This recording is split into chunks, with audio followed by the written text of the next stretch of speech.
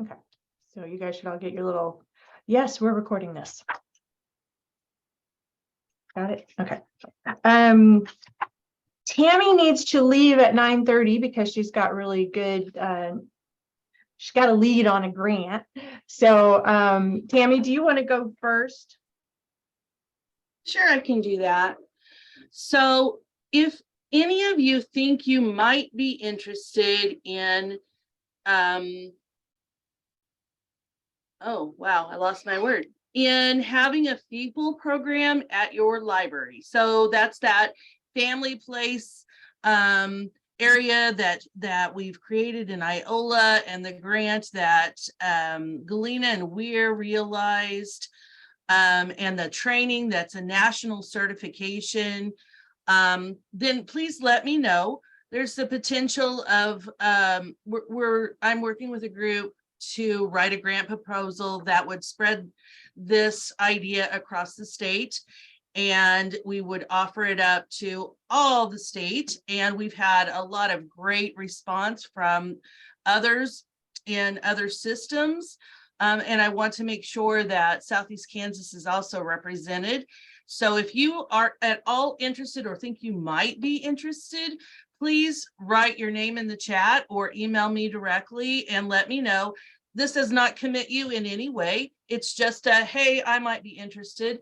And one of the things that I'm interested in putting in this proposal is funds to staff a position to implement the program as well. So if you're worried about your capacity or the ability of your program to support someone to implement this program, then don't worry about that at this point. I just need to know, are you interested in upping what you are offering for early literacy and offering more family engagement opportunities in the early years in your public library? And if so, let me know so that I can put you on the list of libraries to contact if we do get this opportunity.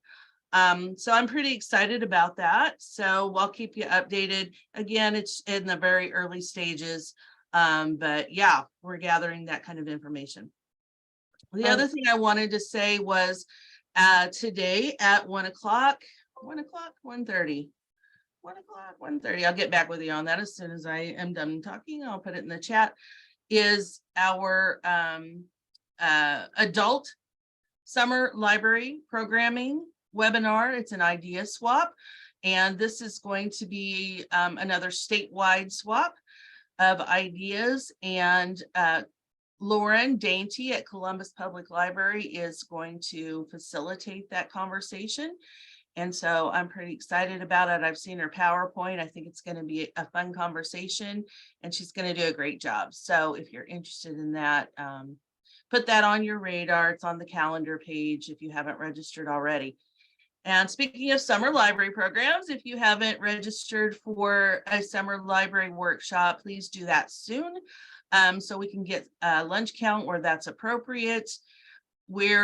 We didn't have as many folks that would attend the Madison workshop because of what happened with Coffee County and some other things.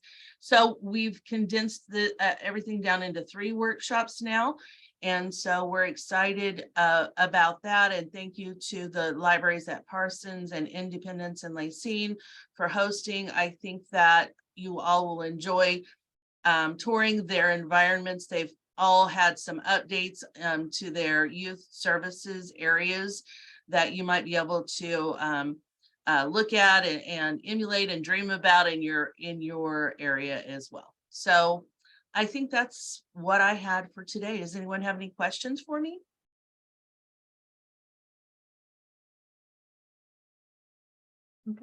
Okay, so hopefully people are interested in early literacy. Yay.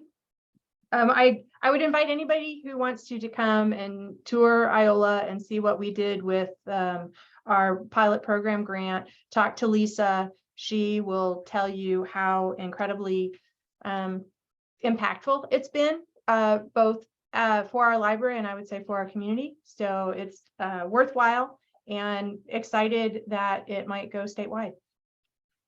So, and the workshop this afternoon is at 1 o'clock. Thank you. I just put 1-ish, that's the work on ish time.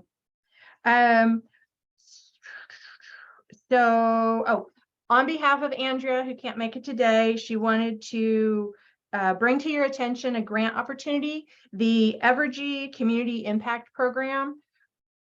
One of the focuses is community vitality. So that's pretty broad, and that would encompass us.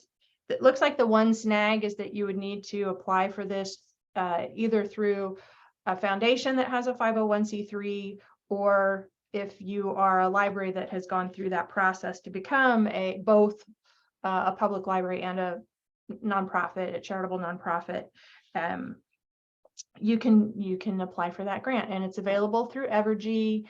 And I found it just a minute ago. Oh, I've already lost it, but it's on the Evergy website. So I wanted to share that with you.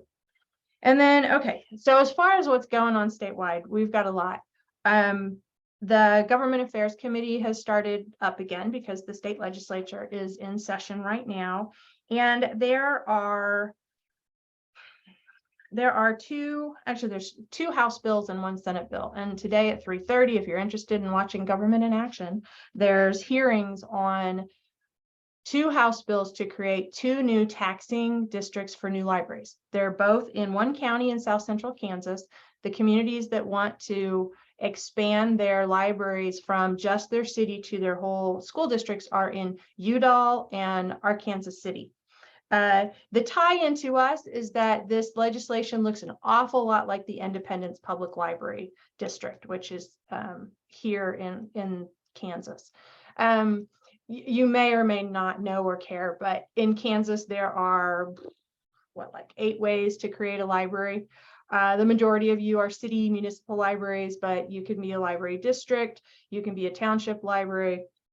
There's lots of options that are already in the books and have been in the books for about 65 years. So the creation of a new legislation just to create a library or a different kind of library is being watched very carefully by the system directors and also by the legislators. They're curious about how this is going to impact systems and how systems are funded. Because as you may or may not know, where we get our money. So anyone who is not paying a district or municipal tax pays a tax to the system. And then that's what supports. You may have read in the newsletter all of the grants and allocations that we were able to give out last year.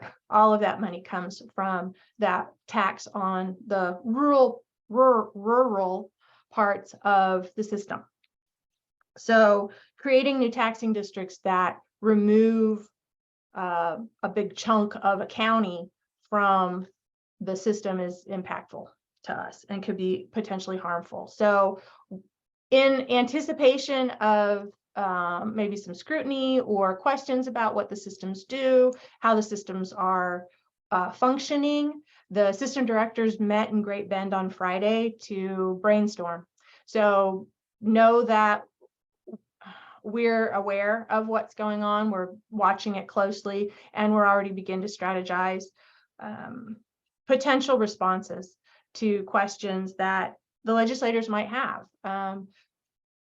Particularly what we focused on is our boards, that we have a board that's we're 114 people here for Southeast Kansas Library System. And a lot of those are appointed. Almost all of them are appointed. It's either a county appointee from a county commissioner, or you're a directors from our different libraries, representatives from the school districts, most often the school librarian. So we have a very large appointed board. It's not an elected board. And so the catchphrase that we've heard is taxation without representation, which I think I've shared before. So we're just kind of brainstorming what changes could we make to how the system's board is structured that would increase transparency or would make it, I don't know, more representative than what it is. So I just wanted to share that. We are talking about that, and those hearings for both Udall and Arc City are today at 3:30, and you can usually watch those on through YouTube if you're interested. So Tammy mentioned Coffee County is separating from the system. So the board on Monday, January 30th, approved a letter of separation. So they will be coming to us when they need to for training. They will still receive support for, they'll get their materials for summer reading, and they'll get support from Cynthia for talking books, because those are statewide. And for some of our new libraries, I want to welcome Rachel from Coffeyville and Jamie from Walnut. They both toured the system since the last forum that we had. And for them and for some of our other new librarians, put together some day one resources.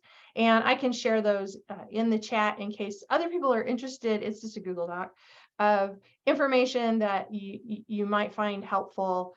I think hopefully for a lot of you, you're already pulling out your trustee manual and pulling out your library handbook for information and to help with questions. I know I did. We were just we looked at the exemption. Gina and I pulled it out and looked at the exemption particulars last week, 2 weeks ago. So I'm still using that. That's my favorite book. I also wanted to share the I Love My Library, which is the statewide advocacy campaign. I don't know how many of you have followed that on your social media and seen some of the posts that have come through and the quotes from folks throughout the state about how much they love their library. That is at love.mykansaslibrary.org. The Northeast Kansas Library System, Shelley O'Brien, put that together and had been spearheading it. We think it's going to continue, though we're losing Shelley.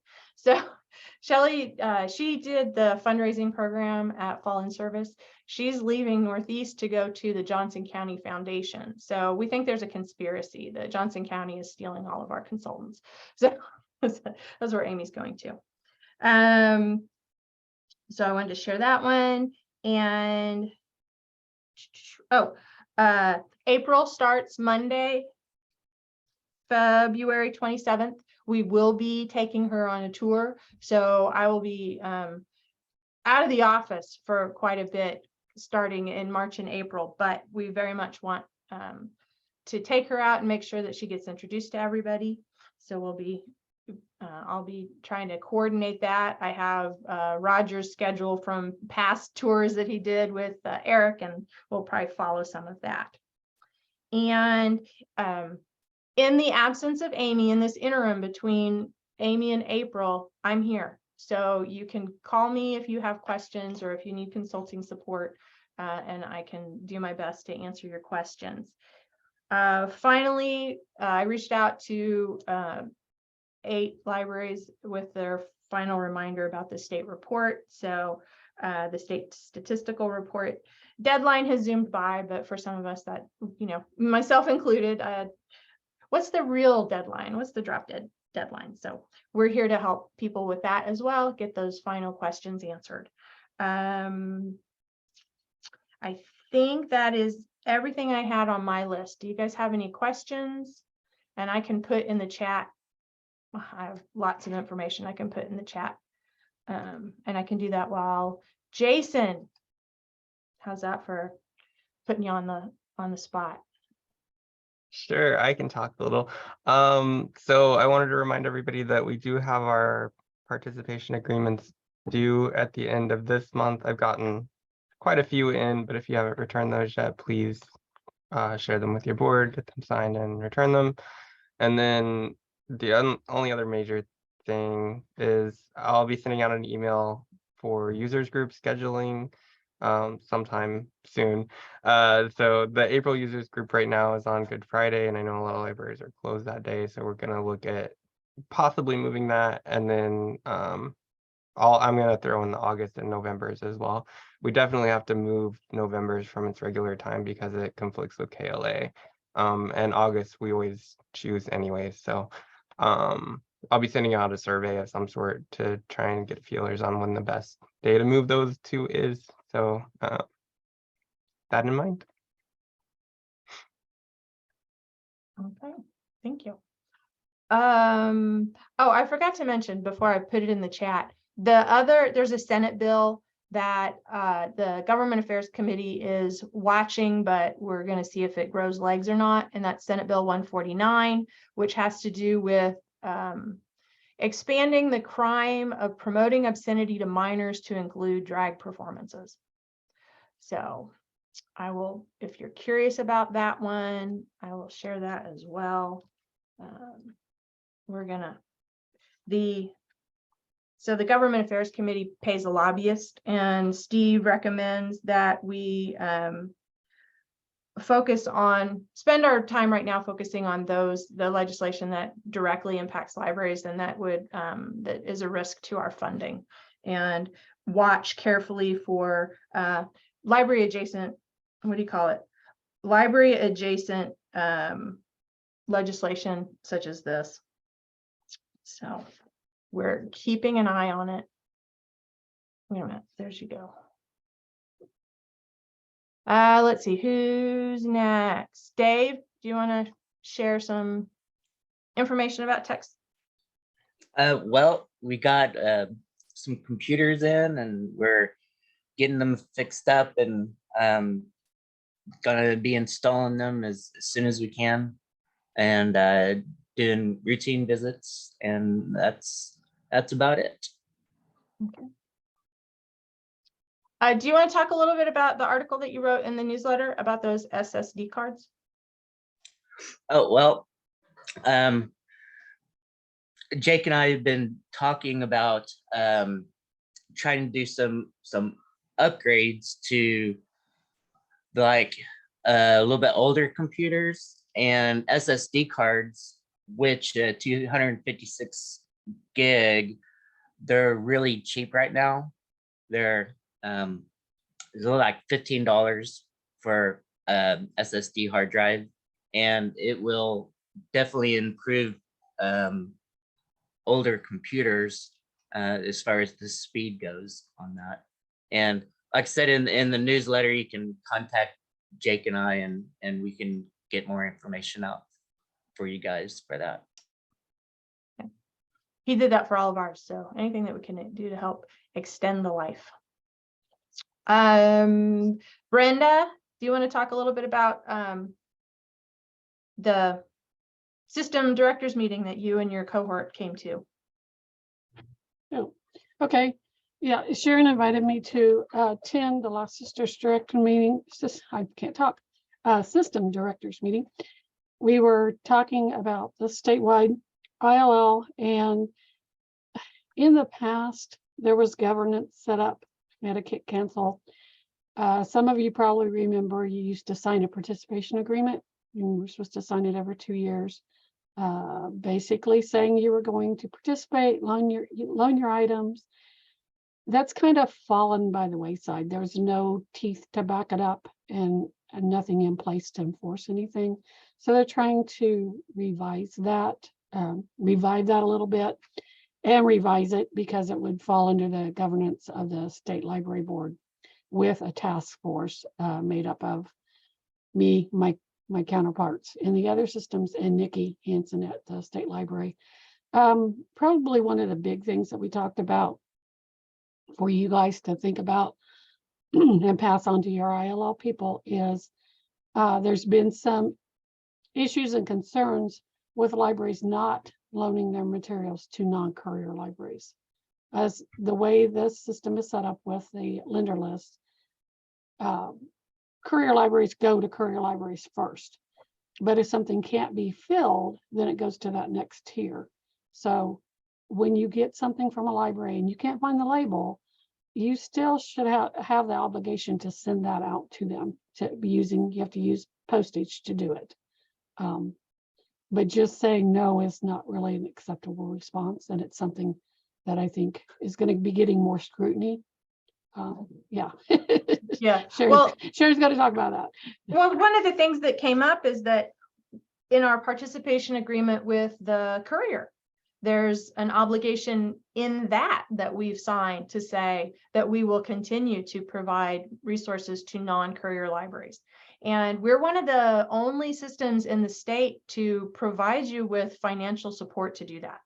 So you guys were just filling out your materials delivery grant applications. That's why we asked. That's that whole point for Section A, is to let you know that you can get support from us to mail books to other libraries that aren't fortunate enough to be on the courier. And to be aware, in the larger libraries, you may be, as the director may be signing it, the person doing the ILL may not know that you've signed this. So, make them aware that this is something that they've agreed to. Kind of segueing along with that, I am in the planning stages. I want to do a meeting for ILL people in our system, probably in the March, first part of April.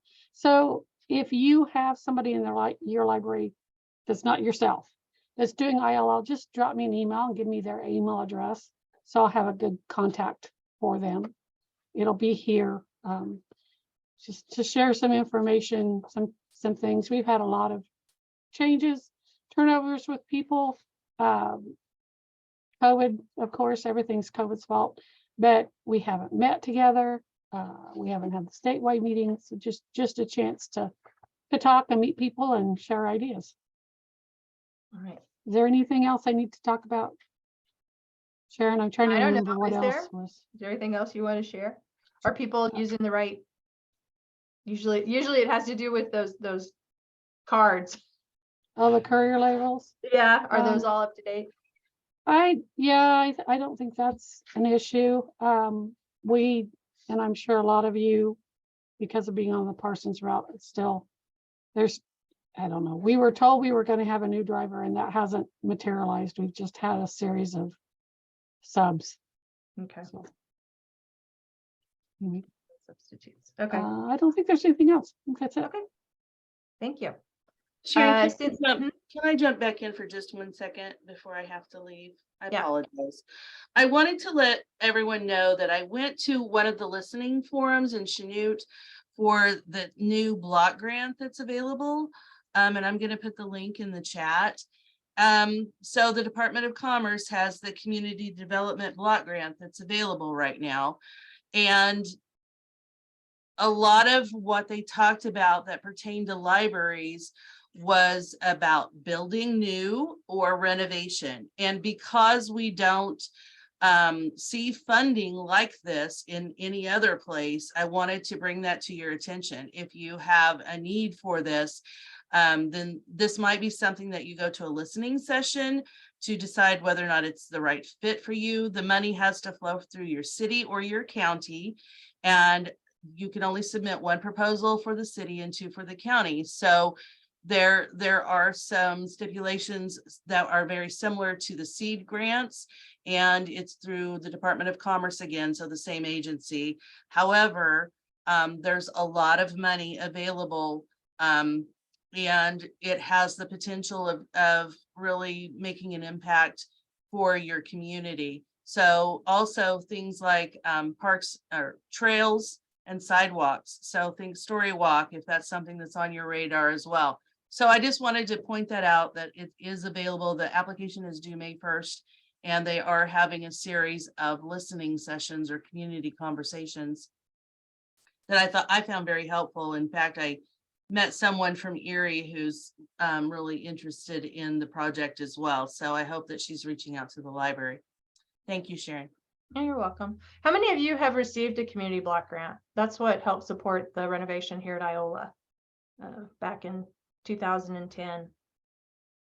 And they're still using that as an example. So not enough libraries have received that funding. Yeah, I think Iola, I reached out to Thrive, who helps us with grants, and they said that the community splash park is getting the grant application for Iola for this year. So, but we're hoping. We want to do something where we have a giant house right now here in Iola. So we will be paying attention to that grant in the coming years. All right, Cindy, do you want to put on your special needs hat and share anything? Sure. Not much going on. I got kind of wordy in the newsletter, but that's because there's a lot of hidden treasures in the special needs collection. I do have a presentation, a PowerPoint that's more specifically geared to what's in that special needs collection. And I am doing a board training on Tuesday, the 13th. I hope I got that date right. For credit for board training for the allocation above and beyond. And then I'm still visiting libraries. There are some wonderful libraries out there. As the Moran librarian, I never was able or took the time to go visit any others, but there's some really amazing places. And I encourage anyone who knows someone who wants to be the Moran librarian. I am giving that up at the end of this month, and I have a wonderful board right now that is so cooperative. They're just amazing. But I'm giving it up because I'm enjoying learning something new and doing the special needs and the talking books. So anyway, I'm here for whatever it is you need. Okay. And Cynthia, we've discussed having her do one of her trainings that she's taking out on the road, but having it maybe here at Iola, perhaps as a hybrid for you, for the directors, so that you can hear direct from her what we have in the collection and what she could offer and how Talking Books works. And especially now that it is moving away from the big clunky machine towards Bard, which is more like Cloud Library or Hoopla. It's all digital and you can do it on your smartphone. I think that I would find it interesting as a library director. So I'm going to work with Cindy and see if we can't do some sort of a hybrid training here in Iola. And another training that I'm sorry. And also I've been finding wonderful apps for those who have smartphones, and directors can show patrons who may not qualify for Talking Books, but still prefer large print and need it when you're reading that prescription label or something. So, and then I did send out, I'm sorry, I forgot this. I did send out to all the libraries a flyer on the, there's the 21st of February, 28th of February for low vision, and it's different each Tuesday. So if directors know of any people in their communities who could use updated training on all kinds of things to help those who have visual needs, to please contact their library up. I've seen some up at libraries I visited, so I thank those directors for doing that. Okay. Thank you. Another training that we're coordinating or working on is with Logan, who's at Thrive Allen County, about advocacy. So he's also a lobbyist, and he's able and has done training for sort of advocacy for those of us who really don't want to do it. And I'm hoping to have him also come and do a program. And it's going to be a workshop, so where we get to team up and practice our ask for our different legislators. I know we haven't had legislative day where everybody goes in mass to the Capitol for what, probably 2019 or 2018 would have been the last one when I was still in Philadelphia. So building those relationships with our legislators is as important as it's ever been, and advocacy is a part of our role as director, but more importantly, it's a role of our trustees. So if I'm able to get this training put together with Logan, it will be open to trustees as well. And again, we could consider doing it. I want to have it in person first to see how it works, and then see if he would be willing to do it as a hybrid or as a webinar. So if you're interested in that, shoot me an email and I'll make sure that you get an invitation.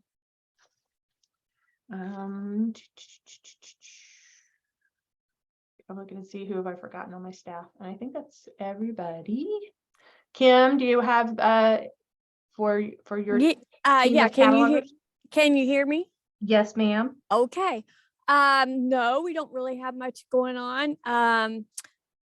I just wanted to remind everybody, if you need inventory, think about that. We do inventory. So, and make sure if you have items that you can't catalog, send them to us on the form and we'll get them back to you as soon as we can. So You guys are going to Blue Mound? we're going to Blue Mound, and then that's on Thursday. And then we are planning to go to Toronto. Okay. So get on the list and we'll see if we can't get you fixed up. And do you coordinate that, or does Jason? Jason coordinates it and I help too. Okay. And that's it. So this is a chance for you to have multiple SEK staff members in your building all day. Yes. Yeah. And then we may have extra help in the summer. So that Yeah. would be great. So, And you know, I've heard that they'll answer other questions while they're there. So yeah. Yes. No, we put on cones of silence and we just beep and we ignore you. all right. So I think that's it for the SEK news round robin. What questions or braggable cool things do you want to share? I have a question maybe for David. Since we've been talking about the Child Internet Protection Act and everything, it was brought to my attention that one of our patron public computers had bookmarked tabs of very inappropriate sites. And so I don't know if this person bookmarked those tabs on that computer or if they had imported those bookmarks, because now a lot of web browsers have you log in and you can import your bookmarks to whatever computer you're using. So I wasn't sure if there was a way that we could try and block that, or if our librarian would just block those sites from being opened even though they're bookmarked, or how that worked. Well, we need to make sure that that particular computer is actually filtered, connected to our DNS server at the office. And as far as, yeah, a patron theoretically could import bookmarks, and the way to get rid of those is just restart the computer, because they all have deep freeze on them, which would wipe out all the history and stuff from it. Your librarian, it doesn't come, I don't believe it comes with the feature for SIPA, but we'll just have to look at the DNS on that patron computer to make sure it's connected with the right IP address. Okay. Well, and try to find out, you know, who did it, because then you can actually tell them. So, you know, they are breaking the law. No naughtiness at the library. It's just not allowed. Okay. Well, hello, Andrea. I told about your Evergy Community Impact Program grant. Yes, we're And yeah, excited. and I looked up, and yeah, we'd have to do it through our community foundation. It doesn't, Iola doesn't show up on their list, which I'm guessing they're getting from the IRS 990s. So, but Chanute would. Okay, who else? Anybody? Questions? Discussion? Short meeting? That's fine. To the Apple students, do you guys want us to get together for just a Zoom catch up? Yeah, okay. So I can do that. I have access to the Apple backend in case you guys have questions, or I don't even know what lesson you're on, but I'll try to catch up. I'll try to put on my Amy hat and see what's going on there. Any other news? Have you guys had movement on your seed grants for the 12 counties in Southeast Kansas that had libraries in their accepted seed grant application. Congratulations. We only have 15 counties. Only 14 were even allowed to participate in that. So that's an A as far as I'm concerned for getting those seed grants. This is Bonnie, and we have signed the contract and we should get the first half of the money within 30 days. Okay. I used to be a library that had no courier, and my books came to me mailed, and it was really, really nice. So I always mail when there's a library that doesn't have a courier. A lot of them might be because they're so tiny. I don't know. Well, and not every system provides a grant to support courier. So again, that's the actual courier cost for 3-day-a-week delivery is $1,690, and the grant that you're getting from us is $1,390, or I think it's only $200. I don't remember. But anyway, the majority of your courier costs are being covered by the SEK budget. So that is a way for us to spread the good and support something, that we think our two most fundamental programs. Sorry, Gerard. Seek and Find and the Courier. Those two programs we think are very important and have helped improve library services throughout the system. So, and I do want to shout out to Gerard though, because you guys do a lot of mailing. I just saw your materials delivery grant come in today. And so thank you for doing that. Thank you for mailing. And I'm going to guilt the rest of you into it. Thank you, Jenny, for helping with that. So just because people can't afford courier doesn't mean they don't want books that are in your collection. So sometimes you guys can have very unique, deep collections based on, some local person that donated all of their books, or somebody that has a reader interest, and so they donate, or you have supported that interest for them. So a lot of you probably have books in your collection that are more unique than you realize. And if you are getting that ILO request, then there's a person on the other end of that request who really wants to read that book. So thank you for going to the post office. Sharing is caring. Yes. Library services, community service. This Okay. is Cindy, Mhm. Acting as the Moran Library Director.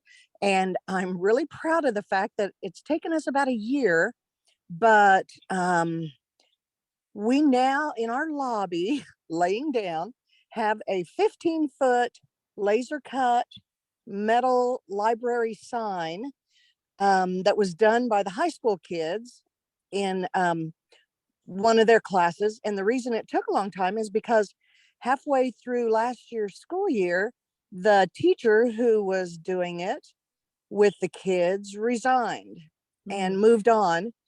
And so it's taken us a while, and it's going to be 4 foot deep into the ground.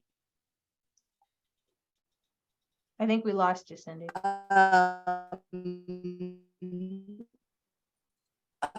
Hopefully it will be Cindy, I think we lost you. That's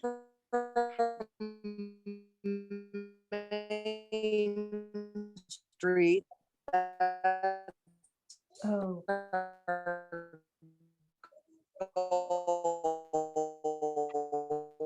Cindy, I'm gonna ask you to repeat that in a minute after your connection clears up. Kathy, did you have your hand up? Yes. On the Allen County seed grant, talked to the lady at Thrive that's coordinating it, and our county was cut 2%, and she's waiting to see how Are you still there? she's waiting to see how the grocery store bids come in before she can tell us how much we will have. So we haven't got contracts yet. Okay. Yeah, and I talked to Jessica last week, unrelated. She's helping us with a grant at Iola. So hopefully they'll get that figured out sooner rather than later. But I do know for the Allen County libraries, I'm excited you guys are going to get money for books. Okay, Julie. You're muted. There you go. Yeah, I got it finally. I just wanted to remind people that once again, we have a lot of seeds. So if there are people that are interested in getting seeds for their seed library, I got a bunch of seeds from Baker Creek back when we got the small library award. I sent them a thank you note because they are the reason why we had all the seeds, and they sent me another box. So keep in mind that if you need seeds, you can directly ask them for a donation. You just send them an email, tell them that you have a seed library in your library and that you understand that they are generous donators and they will send you seeds. So do that rather than have us do it. If you've already got the seed library going, do that rather than asking us to do it for you and send you seeds. Although I'm perfectly willing to share, but I would almost rather give these seeds to somebody who's starting out rather than somebody who already has an established program. Okay. We're going to be starting, I was telling Sharon earlier, we're going to start plants sometime next week in the greenhouse. And so every year we have a seed and plant swap, usually in May because April tends to be too full of other things. But we'll have a plant and seed swap and we'll give away the tomato plants that we have. We also got a donation of seeds from Buffalo Seed Company, and it's out of someplace around Kansas City. I sent them a message and said, do you donate to small libraries for seed libraries? And they sent me a big box yesterday. So I'm going to have to cut those seed packages down because they send seed packages. One of the seed packages probably has 500 seeds in it. Oh, wow. Okay. So nobody in the right mind needs a 500 seed package of anything. So do we need to have another seed library interest group? We can, we certainly can. Okay, because we can do that. I can do that. We can get that on the calendar, and then because I know that Colleen at Iola was going through ours, found a bunch of, she said about 2 boxes of seeds that had expired. Yeah, but I you know. don't have to worry about those. Just leave them out there. And the thing is, remember, the germination rate may be lower, but some of those seeds are going to go. Because what was it? Somebody the other had a package of seeds that was 25 years old, and 100% of them germinated. Wow. So just because they've expired, that expiration date is for seed companies sending them to grocery stores and other places. They don't want them to be using last year's seeds when they can be using next year's or the next year. Right. So anyway, so those seeds that you have that you say expired, I would hang on to them. Yeah. Because they are worthwhile to hang on to. And once again, they're free. They're free to people. If they only have half of them germinate, they still got them for free. You have to keep that going. The other thing is we signed up with the color health thing to get rapid response tests for COVID quite a while ago, or these were the lab tests. We signed up with them quite a while ago to do that, and we continue to have those tests available. In the real near future, if you put in Google about COVID testing, free COVID testing in my area, Erie Public Library will show up because they're going to put it on Google nationwide. Oh, wow. Also, KDHE, I have to get off here in about 2 minutes, but KDHE is going to start offering a rapid response test to us because we already do that. And so I have a Zoom with them here in about 10 minutes to get that program going. But we'll continue to have the rapid response tests. And one other thing they told me was some of our tests are supposed to expire the end of March. And they told me that they were extending that period of time for 6 months. So if you are a library that has those things available to you, don't toss them because they're still good for another 6 months. Okay. Yeah. Anyway, So I'm going to get off of here and go to my next Zoom. And All I right. will see you later. If anybody has any questions about seed libraries, let me know. Okay, and we'll get an interest group set up. Altoona is doing rapid testing as well. Lucretia says their materials or products are on the way. And Samantha is, they're getting their cabinet to start their seed library. So, Hot dog. Okay, good job. yay. All righty, thank you. All right, thank you. Connie, do you want to talk a little bit, if you're able, about your dream grant? We read about it in the newsletter, but Yes, we started out, we were really, one of the key things starting out was the Spice of the Month program. And we went through, at least in our location, because it's 4 libraries, all of our spices for January in the first week. So we've gone back and kind of revamped and doubled what we'll be doing from here on out. I mean, the response has just been overwhelming. So we're really excited about that. We're starting to gear up. The book bags are here. So I need to get those out. I'm going to order the banner next week, which we'll use for parades. Our next big event, the Spice of the Month, is ongoing. We're gearing up for the One Book, One County read in April, which will be Killers of the Flower Moon. So we're really excited. I've heard from Beth in Hamilton. She says she can definitely tell a difference in her foot traffic. We can. I know Sue at Fall River said one of the spices, she'd had a comment from a lady that her husband didn't like stir fry. The first spice was Chinese spice, but that he liked that was the best of everything she did, and it was really, really good. So we're getting feedback and getting some different people in the library. So we're excited about that. that's awesome. And did I let you guys know that the state librarian is coming through town at the end of February? I don't know if I said that. Yes, he's coming to Eureka for sure. He's coming to Iola. He's going to Yates Center, Garnett, and Moline, I think, is going to be the small library that he gets to go visit. And we're also, depending on how April's, we have a lot of big events scheduled for the 4 months over summer. We'll have our annual meeting / tech day. We'll have trustee training. We'll have our big academic in-service thing and the annual meeting, all between sort of April and September. So we wanted to do a bus tour. And I still want to do it, but I don't know if maybe we need to do that in the fall instead of in the spring, like we had talked about. But I'm thinking a bus tour of Greenwood County and Elk, right? Just so kind of go west and then counterclockwise, then go around the system like that, and do 2 counties at a time.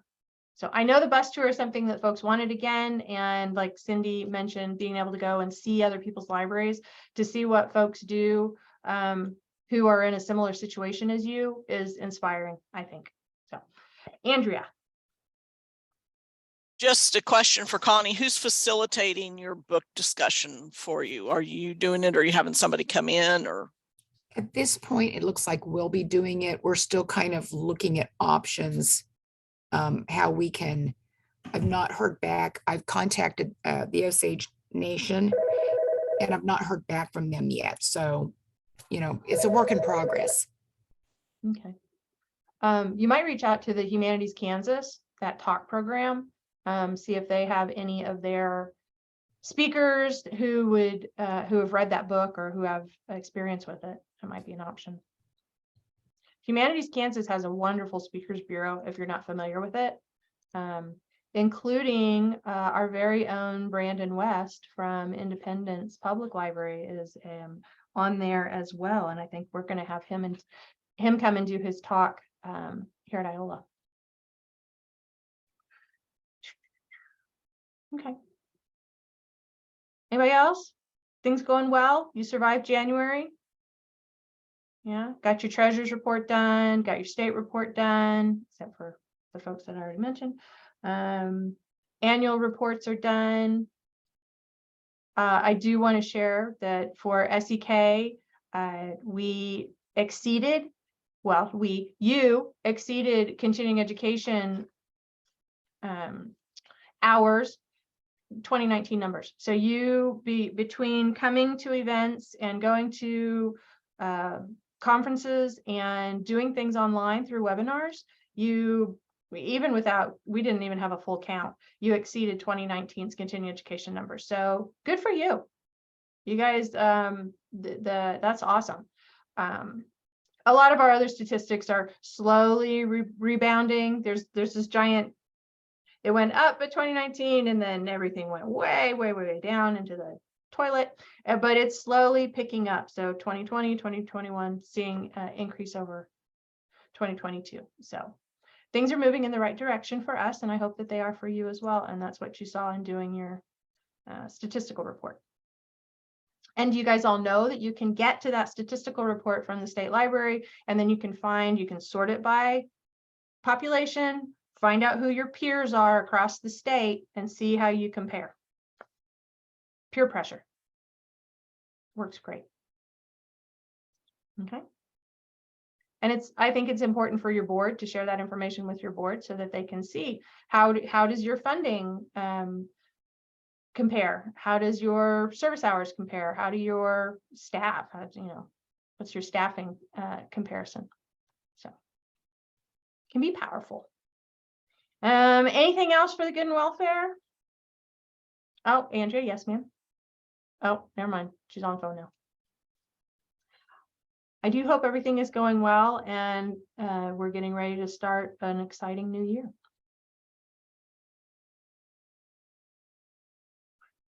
She's got her hand up, but she's on the phone. So what do we do?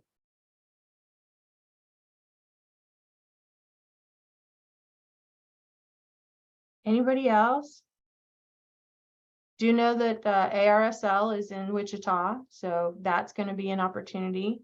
In the newsletter, you guys might have seen all the different grants, and especially those that didn't get taken advantage of fully. Oh, Senate Bill 149. It's right now it's been proposed as an amendment to the existing bill on obscenity, and they've included language about drag shows and that children under 18 shouldn't be exposed to drag shows. So it's there is a potential impact to some libraries' programming, but as we said, right now it's an adjacent library adjacent sort of issue, and we are watching it. But we understand that in the statewide community, there's probably other groups that both for and against this issue that will be fighting it. So it's one that we're watching because it could have an impact for library programming. All right. And the thing was, will it get legs or is it going to die in committee? So it's too early to tell at this point. So we're focusing on the two House bills that would potentially impact system funding for one of the systems. Andrea, you had your hand up. So no, okay. All right. Well, I want to say thank you. And, in the chat were links to lots of different things, including those block grants. And we will put this out probably as a private recording. So we'll send it to the group and folks can watch it if they need to, or if they were unable to come today. Okay. Well, thank you. Oh, did you guys have any questions? I know I sent out to the executive board a little bit about April. So our new consultant she's currently the director at Goddard, and Goddard is just west of Wichita. And before that, she was the director at